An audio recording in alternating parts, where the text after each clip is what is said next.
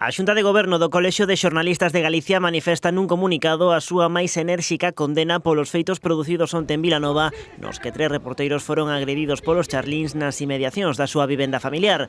Os feitos producíronse despois de que o patriarca da familia e un dos seus fillos, Melchor, fosen atacados por 2 encarapuchados que entraron na casa.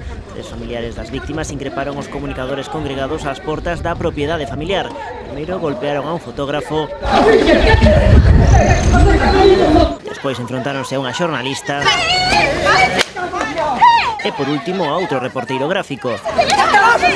O organismo de xornalistas apunta que mesmo comprendendo a situación de tensión na que podían estar os familiares das persoas agredidas, o único que cabe é condenar estes lamentables actos. Segundo din, representan un ataque máis aos xornalistas no desempeño do seu labor. O Colexio de Xornalistas de Galicia lembra que a lei recoñece que o dereito á información prevalece sobre o dereito á imaxe cando esta engaden se capta con fins informativos e sobre uns feitos de actualidade. Nese mesmo comunicado, o Colexio conclúe que a estrategia dos charlíns de culpar os informadores do asalto producido onte a mañá na vivenda non é máis que un xeito de atacar ao mensaxeiro que atenta contra a liberdade de información.